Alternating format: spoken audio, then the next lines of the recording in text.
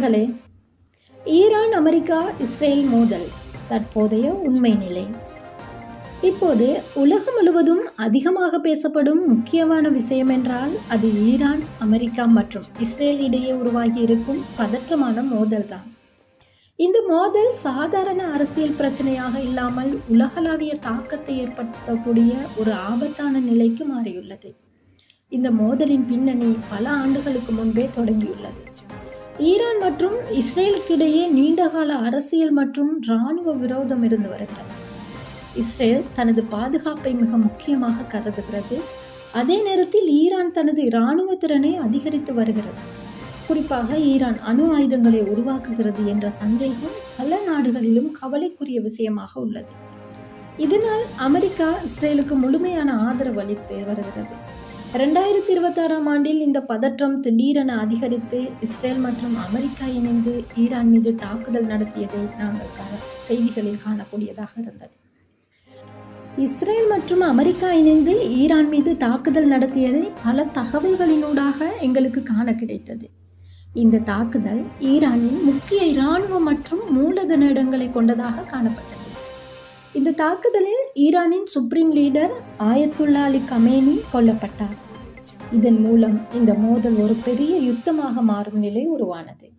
இதற்கு பதிலடியாக ஈரான் உடனடியாக தனது தாக்குதல்களை ஆரம்பித்து ஏவுகணைகள் மற்றும் ட்ரோன்கள் மூலம் இஸ்ரேலின் பகுதிகள் மற்றும் அமெரிக்காவின் இராணுவ தளங்கள் மீது தாக்குதல்கள் நடத்தப்பட்டது.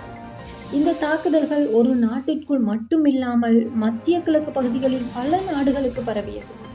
இதனால் இந்த மோதல் ஒரு பிராந்திய யுத்தமாக மாறியது. இந்த யுத்தம் நாளுக்கு நாள் தீவிரமடைந்தும் வருகிறது.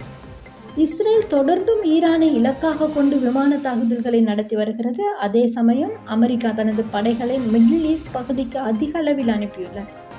இதனால் இந்த மோதல் மேலும் மேலும் பெரிதாகும் அபாயம் அதிகரித்துள்ளது. பதிலுக்கு பதிலாக ஈரானும் சரமாரியான தாக்குதல்களை நடத்தி கொண்டுதான் இருக்கிறது.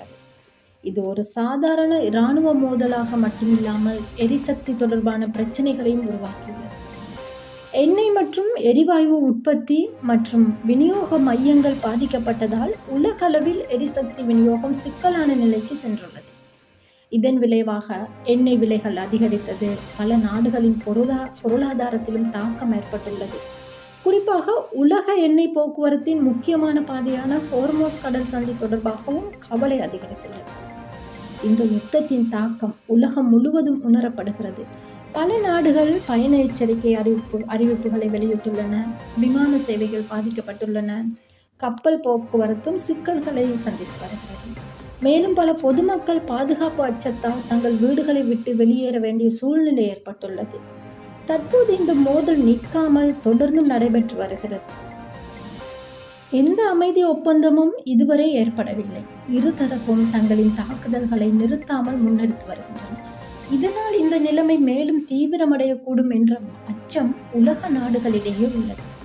முடிவாக பார்க்கும்போது ஈரான் அமெரிக்கா மற்றும் இஸ்ரேல் இடையேயான இந்த மோதல் ஒரு சாதாரண பிரச்சனை அல்ல.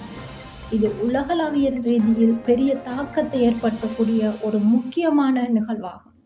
இது எதிர்காலத்தில் மேலும் பெரிதாகுமா அல்லது அமைதியாக முடிவடையுமா என்பது இன்னும் தெளிவாக தெரியவில்லை.